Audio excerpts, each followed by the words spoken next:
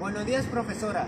Mi nombre es Yacir Chávez y con mis compañeros Diego Astudillo, Antonio Cáceres, Hermes Rodríguez, Franco Palomino y Sebastián Zarate le vamos a hablar acerca de la época más oscura del Perú, el terrorismo de 1980 a 2000. El conflicto armado interno en el Perú, que abarcó desde 1980 hasta el año 2000, representa un capítulo oscuro en la historia del país. Durante este periodo, las acciones de grupos terroristas, en particular el Partido Comunista del Perú, Sendero Luminoso, y el Movimiento Revolucionario Tupac Amaru, MRTA, generaron un impacto devastador en la sociedad peruana.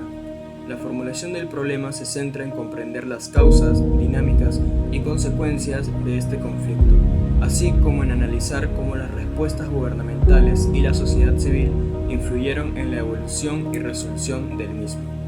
El terrorismo es un problema al que muchos peruanos saben que no deben volver. Sin embargo, pocos son conscientes de cómo llegamos a él. Una de las causas que germinó el terrorismo en el Perú fue el impacto que tuvo el gobierno militar en la mente de las nuevas generaciones de peruanos. Antes del gobierno militar y sus reformas, el peruano era incapaz de razonar, hasta llegar a preferir que un sector privilegiado le ordene qué hacer. Con la llegada del gobierno militar, los peruanos aprenden el valor propio y cómo el enemigo siempre es el Estado. A pesar de terminar ese gobierno militar, el peruano todavía creía que el Estado quería perjudicarle y debía desaparecer para que otros tomen el poder. Sin el gobierno militar, ellos querían tomar ese poder a través de actos vandálicos que destruían la fantasía de control del Estado. Los vandálicos crearon muchas consecuencias que atentaron contra la seguridad de nuestro país. Sin embargo, la mayor consecuencia que sigue afectando en la actualidad es el miedo y la preocupación de la población de la sierra y selva ante la intervención del Estado. Recordemos que el terrorismo se mimetizaba entre los habitantes de las comunidades de la sierra. El Estado decide no correr riesgos, no protegía a la población atemorizada por el hecho de relacionarse con el terrorismo y no los protege en la actualidad. Aunque lo hagan, la población ya se encuentra aterrorizada frente a la imposibilidad de confiar en el Estado para protegerlos.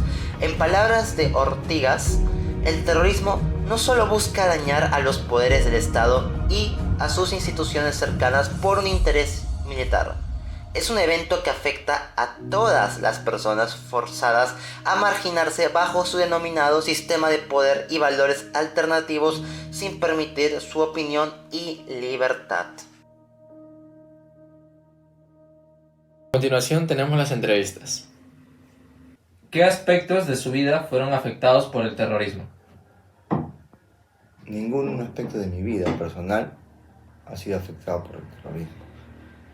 Todo ha sido alrededor. No he tenido ninguna injerencia ni ninguna participación en toda la problemática que ha habido en el pasado. ¿Podría mencionar alguna experiencia donde haya presenciado un atentado terrorista? Alguna vez supe y estuve presente solamente a la distancia. Y sé que es un poquito terrible, o en realidad es grande, terrible, lo que pasó en nuestra época, pero no tuve mucha presencia o presenciar esas situaciones. ¿De qué manera afectó el terrorismo en tu entorno? En mi entorno sí afectó mucho, a familiares conocidos, amigos. Bueno, sería una larga manifestación contar todo eso, pero sí afectó a amigos y familiares. ¿Y actualmente apoyarías a un movimiento similar al terrorismo? En la actualidad, jamás. En la actualidad, no. Uno de los principales motivos es por el conocimiento que tuve de todas las situaciones, desgracias lamentablemente, que pasaron alrededor en mi ciudad, en mi país, con mis familiares, como dije anteriormente, y amigos. De esa manera, el terrorismo no tendría cabida en mi persona. ¿Qué aspectos de tu vida fueron afectados por el terrorismo? Bueno, como es sabido, el terrorismo surgió en los años 80, ¿no? Específicamente en la localidad de Chuschi, en Ayacucho, pero afectó a todo el territorio del Perú. Nosotros, me refiero a mi mamá y a mi hermano también, vivíamos en un miedo constante, o sea, afectó mi aspecto familiar, porque mi papá, al ser oficial de la policía, entonces vivíamos con ese temor de si esa noche regresaba o no con vida. ¿Alguna vez presenciaste un ataque terrorista? Directamente no. Sin embargo, a través de los medios de comunicación y en el colegio, como mi colegio era de hijos de policía, entonces se anunciaba de manera casi frecuente, ¿no? Que algunos padres de mis compañeros habían fallecido producto de los atentados terroristas que surgieron en Ayacucho. ¿Y en qué manera afectó esto a tu entorno? Afectó, bueno, pues vivíamos con el miedo constante, ¿no? El miedo constante, como te dije, ¿no? Si la incertidumbre de no saber si papá regresaba o no con vida. ¿Actualmente te unirías a un grupo terrorista similar? No, de ninguna manera. No, ni similar, ni a ningún tipo de grupo de esa forma, porque ya hemos pasado un momento y un periodo de la historia sangriento que ha afectado a muchas familias, afectó a mi familia y que no se repita. Muchas gracias.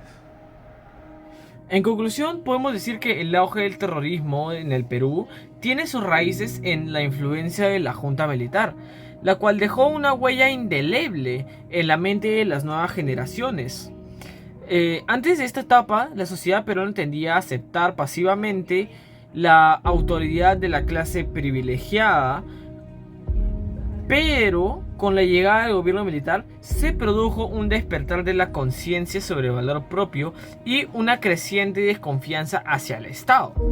A pesar del fin del gobierno militar, una percepción profundamente arraigada del Estado como una amenaza llevó al sabotaje como medio de resistencia y una forma de destruir la ilusión del control estatal.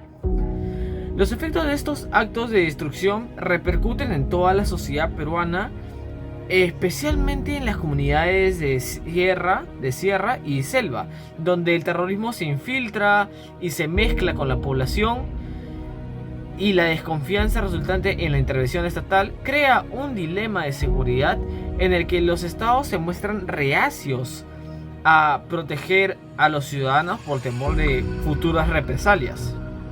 Aunque se han tomado medidas para garantizar la seguridad, la población está presa de un miedo profundo y no puede confiar plenamente en la protección de las instituciones estatales.